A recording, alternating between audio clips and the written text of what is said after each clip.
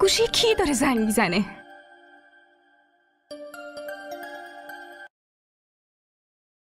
ببینم الان حالت چطوره؟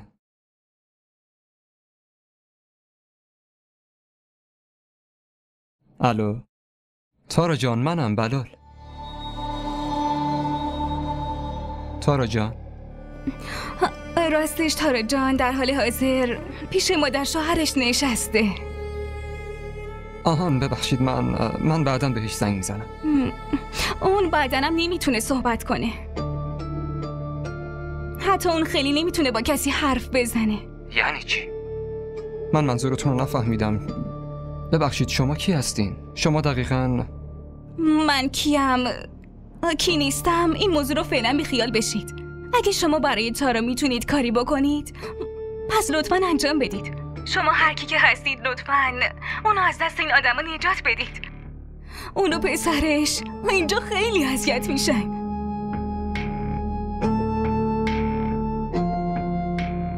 الو الو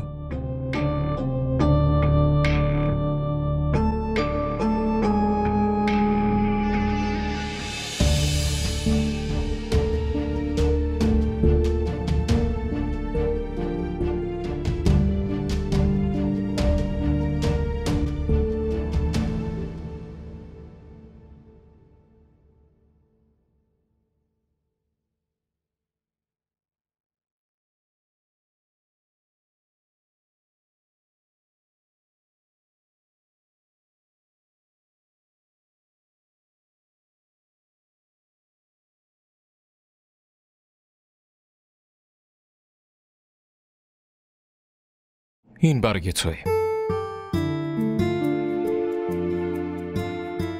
این که خیلی خوشگله، اما فرهان این خیلی گرون به نظر میرسه. میدونم، اما نتونستم مانع خودم بشم. همین که چشم به هم خورد بی اراده یاد تو افتادم و منم خریدمش. و در ضمن بیشتر از قیمت هدیه‌ای که بهت میدم با ارزش داره.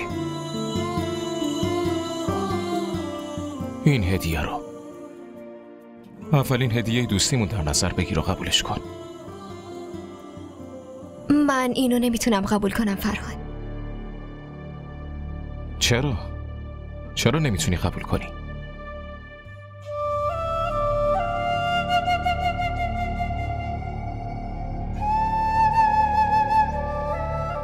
همه زندگی نامه بلالو باید در بیارم.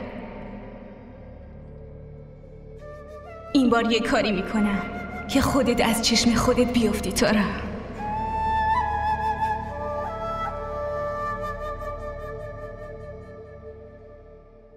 شما اینو به زندادش زرین بدی. هدیه زرین رو بهش دادم.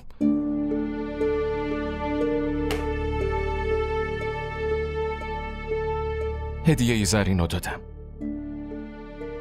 این برای توه. حالا تو اینو نگه میداری یا میندازیش دور؟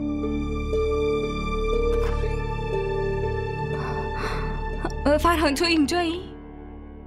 من همه خونه رو دنبالت گشتم.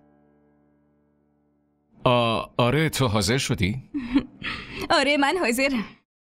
باشه درسته، پس بریم که دیرمون نشه.